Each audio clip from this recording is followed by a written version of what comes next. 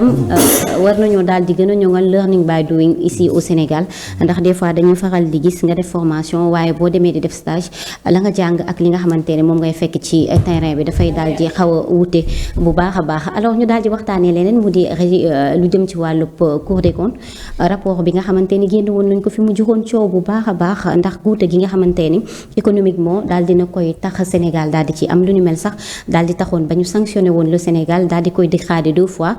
bi ci njëkk moo nekk Moody's mi nga xamante ni wàññi woon na notu Sénégal ci weeru octobre bi ñu daal di weesu daal di koy jëlee woon BA3 daal di koy yóbbu B1 gannaaw loolu Standard & Poor's daal di moom itam wàññi notu Sénégal daal di wax ni dafa xaw a daal di pessimiste yan njeexital la mën a am ci économie bu Sénégal. Les notes damay emprunter benn phrase bu benn réponse du président Bassirou Diomaye Faye waxoon rien. absolument amul dara lu mu ciy wàññi. dafa fekk ay nit yu amul BFEM ñooy wax affaire notation financière nit yu amul BFEM ñu fa waxu droit damay ñëw si rapport Cour des comptes expliquer notation ak Moody's Standard & Poor's Fitch Domino & Bond parce que nee la man di fay finance de marché lii nii mooy sama domaine. loolu moom gis nga ñeneen dañ ne Ousmane Sonko moo dem wax ba tax ñu wàccee sunu note loolu la ñuy wax. Ousmane Sonko moo dem wax ba tax sunu note wàcc. tel n'est pas le cas durant l'ex et l'ex Sénégal dafa nekk si benn UEMOA union monétaire boo xam ne 8 pays ñoo ko composé Bénin Burkina Côte d'Ivoire Guinée-Bissau Mali Niger Sénégal Togo ñu ne ñun dañuy harmoniser déjà sur le plan de la comptabilité ñoo bokk même comptable mooy CISCOA ñu léegi puisque dañuy harmoniser faw ñu bokkoo ni ñu saytoo suñu koom-koom xaalisu askan bi gis nga li ñuy appliqué nii UEMOA mu ko génnoon directive en 2009 la ne maintenant bépp nguur bu bees bu ñëw il faut mettre l'accent sur la transparence dans les finances publiques loolu Sénégal xaatim ko voté ko en loi le 27 décembre 2012 saa yu benn mandat jeexee nga ñëw da koy def normalement Macky Sall devait le faire en 2019 on a élu le président Bassirou Diomaye Faye le 24 3 mois après ils l'ont fait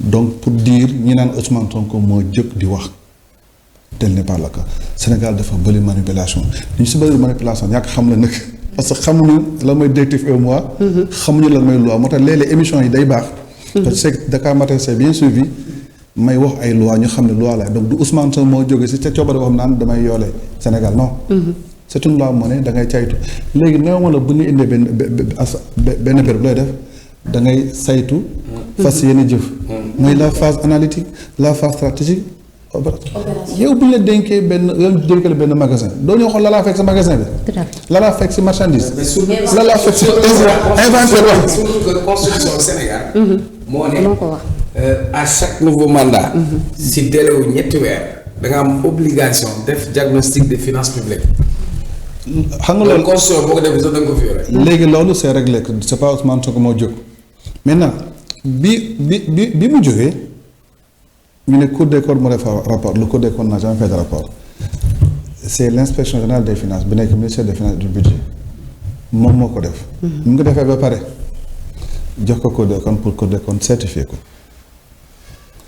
léegi bi Cour des comptes certifié nga dégg ñi nga xam ne aussi seen xam-xam boobu ñu ne non Cour des comptes na la mun certifier les lois de règlement di dinaan loolu baaxul ma revenir encore fii ci kanam sénégalais bi IGF di def liggéey bi dafa jël 5 documents dafa jël tous les lois de règlement national léegi bu mu paree mu jël le compte général de l'administration des finances mu jël le tableau des opérations financières de l'État mu jël règle générale de la comptabilité publique plus maintenant les données financières mooy données yi nga xam ne dafa nekk DDP direction de la dette publique données yi dafa nekk DODP direction de l'ordonnancement de la dette publique ak les données bancaires ak ñetti documents yooyu la boole maintenant li naan loi de règlement xam nga la mooy loi de règlement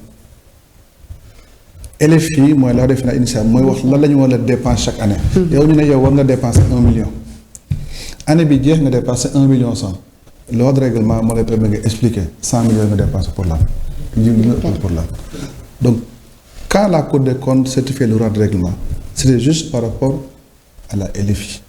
Mais bii nee naa dañ jël 5 documents on parle de finance on parle de comptabilité finance moo naan yow jox naa la 1 milliard pour nga dépenser ko maintenant en comptabilité publique dafa am ay règles lépp loo jaay dafa am fu muy dugg même soo jëlee la comptabilité privée bi ñu am nii matériel bi bi ñu koy jënd au niveau de Dakar Matin. boo demee dans la comptabilité di ko fekk dans le compte 244.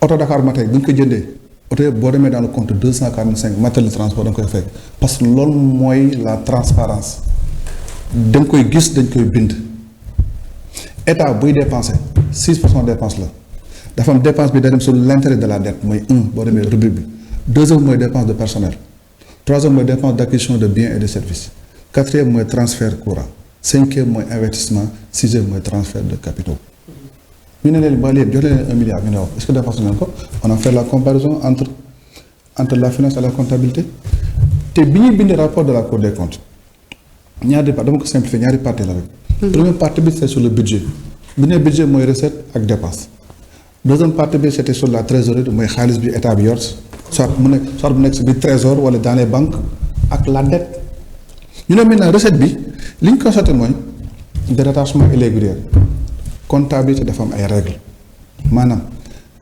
day commencer le 1er janvier jeex le 31 décembre c'est-à-dire si nous sommes en 2024 l'ensemble des recettes et des dépenses lépp ñu jaay en 2024 dañ koy enregistrer en 2024 ñoom dañoo jël xaalisu 2024 yóbbu ko 2023 pour gonfler artificiellement les recettes pour faire wàccee le déficit. kon falsification des chiffres yi ñuy wax. moom laay 318 milliards rattachement irrégulier 318 milliards ñaareel bi mooy ñi amel état xaalis xam nga état bu liquidé c'est-à-dire.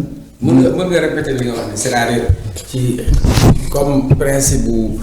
principe de la spécialisation. oui mais annuité bi. surtout ñu jël ay comptes yoo xamante ne. yu waroon dugal ci 2024. ñu dugal ko 2023 léegi loolu luñ ci jublu. xaar voilà merci beaucoup Marc supposons 2023 yow. nga am ay recettes 2500. nga am dépense 3000. d'office 2023 yaa ngi am déficit. moins 500. yow nga dem 2024 jël fa benn 1500. ñu enregistré en 2023 léegi benn 500 bi mu soldé finalement. pour fàttali mu ngoog. fàttali la. Il explique que quand le président disait que nous avons hérité d'un pays en ruine. mu ngoog. D'accord. naa si ñëwaat léegi xam nga day fàttali. mais c'est dama bëgg waxtaan ñu koy njaar. ma koy njaar moo tax ma lay jox moo tax exemple bu baax. nañ ko teg léeg-léeg c'est-à-dire maanaam ci gestion bi am na déficit maanaam ci li ñu leen dénkoon. am na loo xamante ni manqué na ci parce que budget dafa am dépense ak investissement. léegi nag pour fattu turu année bee passé. ñu jël li ñëwagul ñu jël ko defal ko daaw loolu mooy suul bukki sulli bukki. mooy falsification yi. bi ñu ko calculé dafa nekk 308 milliards. bon nag récemment soo liiree barke démb le journal Le Soleil. on a régularisé 161 milliards. dañ jëloon 161 milliards. doog ko 2023 ñu dogal naa rek 2024 boobu benn partie rek mu ngi si journal Le Soleil bi. ñaareel bi affaire de recette toujours mooy. état bi gis nga li naan bu liquidé boo koy fay da lay liquidé génne la le rôle ne la fayal bi ñu xool ñi waroon fay état te fayu ñu mu bëri ça fait 640 milliards. recette yoo xam ne encaissé ñu ko. bi si mujj mooy exonération fiscale quand on exonère c'est pour des raisons d'attractivité. te bi ñu xoolee le montant des exonérations fiscales yi ñu def la direction générale des douanes. ak la direction générale des impôts et des domaines. mën na 4000 milliards. li ma wax ne boo ko boolee yëpp day nekk après 4988 milliards yoo xam ne ñu waroon encaissé en 2019 loolu nax saay jamono ji. loolu moo. nax saay non c'est-à-dire en fait bëri li si nax saay c'est-à-dire en fait on peut faire une émission de 3 heures de temps. mais di ko benn par benn Cour des comptes. mais docteur technicité bi il faut ñu. waaw ñëwoon aywa. ama su waxee ni que li jëm ci 4000 milliards. waaw la ñu saytu mu nekk ci ay exonération fiscale. waaw. te ñi koy def mooy diggante douane ak direction. générale des impôts. mooy waroon fay la exonération fiscale jubluwaay bi exonération fiscale mooy dañ lay jéggal. voilà ci wàllu juuti gi li nga waroon fay. waroon fay taxe pour sénégalais comprendre. maintenant état bu koy def daf koy def pour xëcc nit ki Investisseur. pour mu ñëw mën a investir pour woo ki nekk bitim réew waroon na ñëw ci réew mi mu am lu mu ko wàññil mais dañu saytu ni ci yooyu yu ñu gis nemmeeku ko dafa am ñoo xamante ni yelloowuñu woon njéggal gi voilà. yelloowuñ ko woon parce que am nañ moyen pour fay ko 3 fois de plus donc ce qui fait que donc ñu loolu perte 4000 milliards la donc 4000 milliards boo ko xayma lan ak lan nga ci mën a def te loolu ñu ngi ko saytu diggante 2019 2020 2021 2022 2023 voilà donc pour que nit ñi comprendre. loolu ñu jéggale kan lañ ko jéggale mënuma fay alors que mën nga fay bu baax a baax. mais nag am na lu si biir. daa am lu laxas si suuf nag. ku lay exonéré da lay laaj. waaw commission. voilà d'accord. moo tax loolu boobu benn partie loolu laa si junj noonu rek gis nga loolu bi mu amee ak sur la dette bi nekk 18 885 milliards nekk 99,67%. mais en réalité dette bi c'est 107% du PIB national léegi yokkuwaat na. 60. 107. 107 romb na 10 points. non romb na 99,7 parce que boo jëlee c'est-à-dire boo jëlee bànqaas état dañ ne la dette de l'administration centrale moo nekk 99,67%. ma ne léegi état doo xam état dafay am secteur privé am secteur public privé bokk si léegi privé suñu yoon nekku si léegi boo ñëwee secteur public dafa am administration publique beneen côté mu am les sociétés parapubliques nationales soo jëlee ay LONASE ay entreprises yi nga xam ne état bekk moom maintenant boo jëlee administration publique dafa am administration centrale mooy ministères yeeg direction yi am les collectivités territoriales mooy les mairies yeeg yooyu noonu am maintenant les structures sociales les presses et la caisse de sécurité sociale maintenant bi ñu jëlee la dette boru administration centrale bi moo doon 96,67%. mais boo si boolee bor yi mairie yi yore ak ba yenn bor structure yi on est à 107. mooy coowal 2517 milliards bu ñu doon dékki bi nga xamante ne dañuy c'est hors cadre budgétaire officiel. ma dolli si boobu dafa am. dafa am waaye ma dolli dafa am masa dafa baax des fois am su may joxe gars yi dem lii dafa am. règlement général de la comptabilité publique. moom article 133 article 134 bëgg naa ñi di suivre Dakar Matin baax des fois baax na ngay argumenté. règlement général de la comptabilité publique nga génne article 133 134 mu ne aucune dette de l'État ne peut être contractée qu'en vertu de la loi des finances.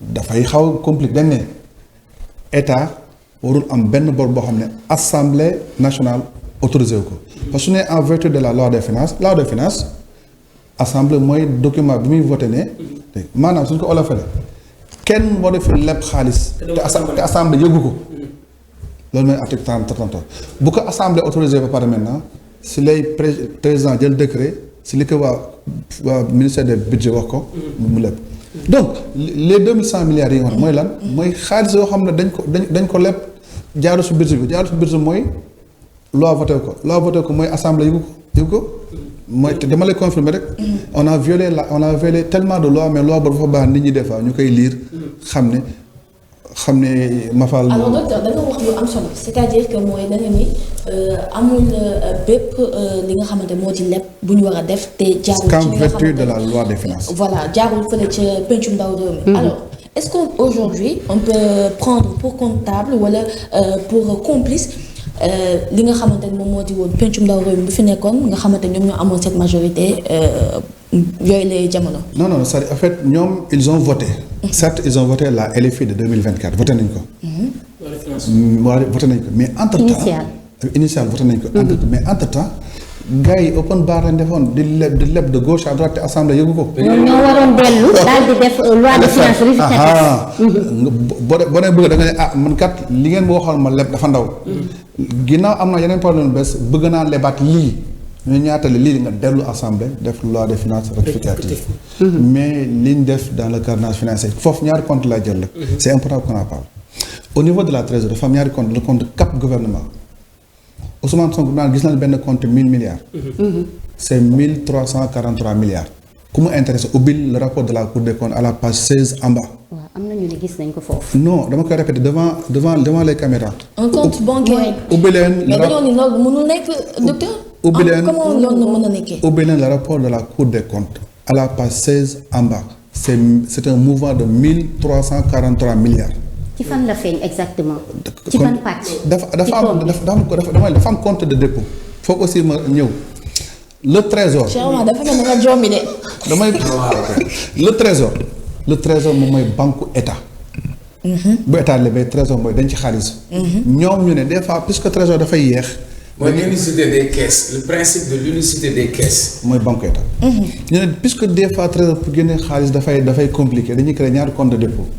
ils ont créé le compte CAP gouvernement ak le compte PDIS programme de développement des intérêts économiques et sécuritaires du Sénégal.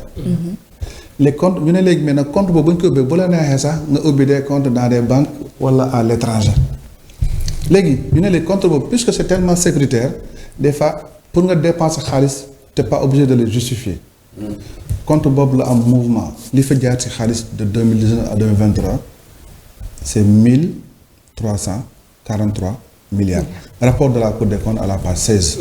mu am beneen compte nag programme de développement des intérêts économiques et sécuritaires du Sénégal. compte boobu 303 milliards jaar na fa. 303 milliards. léegi docteur certes ñun ñëpp xam nañu gis nañ scandale financier fi am. te même mun nañ wax sax que y avait des caïmans financiers en quelque sorte. jël xaalisu réew mi dugal ko fi ñu ko dugal. mais léegi yéen vous êtes arrivé au pouvoir. les Sénégalais attendent quelque chose mooy tey nan la ñu mën a réparer à ça ba tey suñu économie. souveraineté bi nga xam ne mu ngeen bëgg def ci réew mi. merci beaucoup fa laay ñëw ne maintenant ñoom Moody's. dégg naa gànnaaw ay Moody's ak c'est que wallaay Sénégal dafa neex ko wax da ngay fekk koo xam ne sa domaine nga ne yaay agrémenté wax léegi bi loolu amee pour ñëw le gouvernement ñoom Ousmane Sonko en septembre def benn conférence de presse wax dëgg parce que loolu neexu ko parce que il était obligé parce que loi bekk ko wax. bi ñu ko defee rek man xamoon naa ne Moody's dina wàccee suñu note parce que Moody's note Moody's lan la dañuy noter pour les investisseurs c'est pas pour nous. D'accord. sur le marché financier dañuy noter kii yow booy dugal xaalis ñu ne est-ce que kii wóor na. fekk ñun ñu woon BA3. le 5 octobre sunu note jógee BA3 dem B1 Moody's. ñu jël rapport du Cour des comptes jébbal ko rapport kii jégal ko Cour des comptes ñu ne audité leen bi Ousmane Sonko nee woon on se croyait au rez-de-chaussée on était au 4e sous-sol. ñëpp xam nañ ne bi Cour des comptes génne c'était pire. on était au 10e rapport Cour des comptes génne le 12 février. ñu ngeen le 12 février le 13 le 14 Moody's jëlee ñu B1 au lieu mu yóbbu ñu B2 mu yóbbu ñu B3.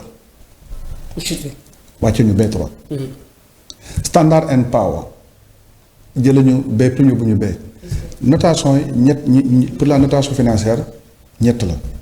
ñeent Moody's Standard and Power Fitch Dominion and Brown. mais Afrique de l'Ouest am na ñaar Bora ak Bloomfield mais notation bu mooy yow kat kii soo ko lebelee xaalis mun na la fay waaye wóorul parce que dafa am A B C A mooy boo tranquille yow moom sa poche fees na mun nga sax anticiper le paiement. D'accord. B am na B1 B2 baax na mais boo nekk en bas de B rek mooy. il commence à wóorul. C mooy spéculatif C mooy mun nga def mais tu prends trop de risques D moom mooy en défaut de paiement. état bu ñëw bu D mooy tu es en défaut de paiement mootoo fay. léegi dama bëgg ñu des foofu tuuti notation bi notation boobu wàcc ñu Sénégal ban impact lay am sur notre dette ab naa jox solution yi. léegi ñu ne Sénégal dafa am dette 18 000 milliards.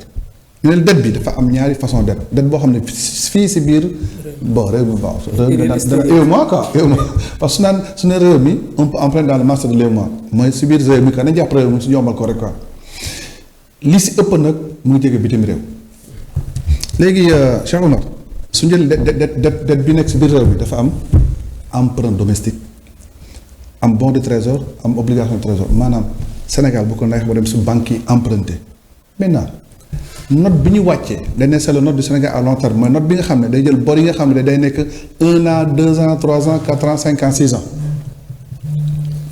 donc emprunt domestique note bi ça ne concerne pas. Les bons et les obligations du trésor la note ne les concerne pas. jeex na ñu jël maintenant nañ dem à l'étranger. à l'étranger ñetti bor moo am emprunt bilatéral muy maanaam bor bi dox sa diggante état ak état France lebal Sénégal xaalis. Allemagne lebal Sénégal xaalis Chine lebal Sénégal xaalis maintenant est-ce que Fatou moo tax souvent je préfère souvent ñu analyser est-ce que vous pensez que Chine bu lebal Sénégal xaalis da koy lebal pour gagner si c'est pour des raisons stratégiques. C'est pour des raisons géopolitiques. Merci beaucoup. parce que dañu soxla bu ñu la defalee pour gagner ay marché ay naan Chine mën a ñëw am ci ay marché.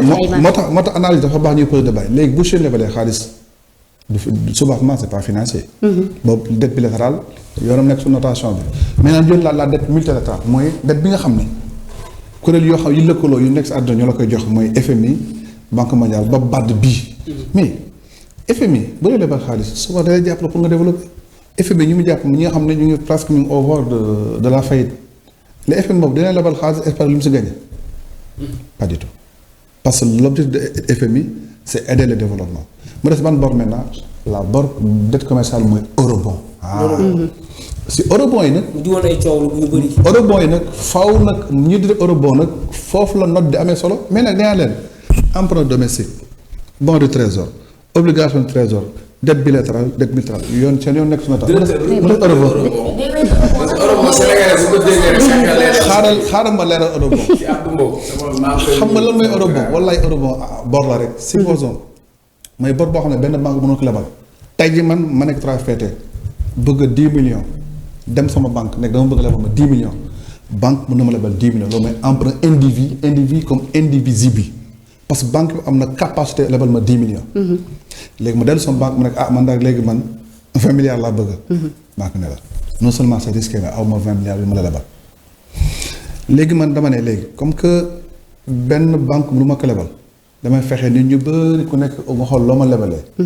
ma jël 10 milliards yi diviser ko ay parties yu ndaw ma jël leneen benn titre ma ne léegi comme ma ko diviser ay papier papier bu nekk ma koy jaayee 10 000 tey yow boo ma bëggee lebal papier boobu mooy obligation tey boo ma bëggee lebal 100 000 francs bon boo ma bëggee lebal 10 000 francs benn papier ngay jënd mooy une obligation de 10 000 francs boo ma bëggee lebal 100 000 nga jënd 10 obligations kii bu ma bëggee lebale 1 million mu jënd 100 obligations loolu mooy obligation bu dee fii Sénégal maintenant nag bu dee obligation nga bëgg a jaay à l'étranger loolu mooy eurobond. mais c'est pas la meilleure xam ne façon leb. non façon ngi leb bu gën a wóor. avantage mooy foog nga comme que day international fa nga mun a am ñu bëri ñu la mun lebal. mais c'est risqué aussi. c'est risqué ma fa laa ñëw léegi moo tax ma ne la.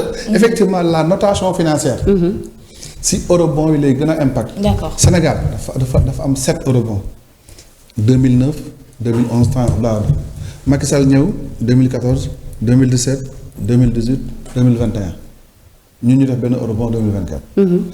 Macky Sall eurobond mu def 2014 da koy fay 10 ans li naan maturité c'est-à-dire eurobond ni ñu koy fay dafa yam.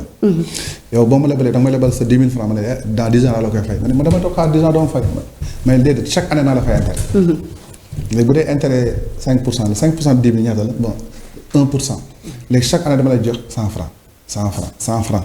maintenant bu naan maturité au bout de 10 ans laa lay rembourser sa xaalis maintenant eurobond bi Macky Sall leboon en 2014 c'était 500 millions de dollars la maturité c'est au bout de 10 ans. loolu moo waral jamono ji nguur bi fi nekk di fay. ñun bi ñuy levé eurobond du mois de juin 740 millions de dollars jàpp leen 500 millions c'était pour lépp fay eurobond bi Macky Sall leboon en 2014. d'accord. bàyyi xaar. Macky Sall jël benn eurobond en 2017. 15 ans donc 2032 ñu ñoo koy fay. ay bor yu fekkante la. non 15 ans ñu ñoo koy fay ay 2032. Macky Sall jël ñaari eurobond 2018 boo xam ne c'est 10 ans donc 2028 dinañ fay boo xam ne c'est 30 ans. 2048 dinañ fay Macky Sall jëlaat eurobond bu 2021 16 ans en fait dama explique li ñu fekk léegi eurobond yooyu muy benn ay bor yu am à l'étranger. li moo tax Aminata Lo ne Sénégalais bu nekk am na. mais daal di dem ci dernier sur la gestion des finances publiques. xam naa ci sa point boobu lay dugal. réduction des comptes waaw c'est juste une dernière question balaa ñuy dem ci réduction des comptes. ak réew mi. kon maa ngi soo comprendre que Aminata Lo ne Sénégalais bu ne war na fay lu bon 1 million. non da nga jël 18 millions. ku nekk war nga fay 1 million 23 mille francs man dama calculer 1 million 23 yow fay nga ba alors docteur fay gu ma 1 million 23 sax bu ñu jëlee 18 millions 885 divisé par les 18 millions 700 sénégalais ku nekk amel nga bor bi wax 1 million 1 million 23 mille. lem nañ suñu ginnaaw nañ ko fay nag. nañ ko fay moom. docteur dernière question rek balaa ñuy dem ci reddition des comptes ñu daal di gis ni li nga xamante ni moo di bor jamono ñu toll arrangé tout le Sénégal. ndax sànq yaa ngi koy wax daal dinay dépassé PIB bi ba toll 100 et quelques %. 107%. lan moo waral emprunt obligataire yi. non emprunt obligataire on était obligé c'est-à-dire en fait ñun damay jël bu 2014 Macky Sall moo fi leboon en 2014 500 millions de dollars ne dama la koy fay en 10 ans c'était en juin 2014. ñun bi ñu ñëwee en juin 2024 loolu mooy refinancement tey tu seras obligé nga sol bukki amoon nañ 500 millions wu ñu fi Macky Sall bàyyi léegi nañ on était obligé. lépp 750 millions de dollars si biir 750 millions de dollars yooyu ñu fay les 500 ñu fi Macky Sall bàyyi nee naa am na yeneen yu ñëwaat. maintenant léegi ñun ce qu'on va faire mooy suul bukki boobu la ñuy bàyyi. parce que il fallait que en 2024 qu'on le fasse maintenant su ma jëlee eurobond biy ñëwaat mooy bu 2017 bi boobu la maturité c'est au bout de 15 ans. 2032 am na sax bu njëkk bu ko njëkk bu 2028 ñun bu ñuy fay eurobond bu 2028 bi dañuy éviter def suul bukki. dañuy fexe ba Ousmane Sonko waxoon ak la Diomaye sur le plan local sur les recherches locales la ñuy utiliser pour fay une partie. au fur et à mesure ñu koy wàññi ba mu jeex. mais bu 2024 c'était obligatoire ñu def ko.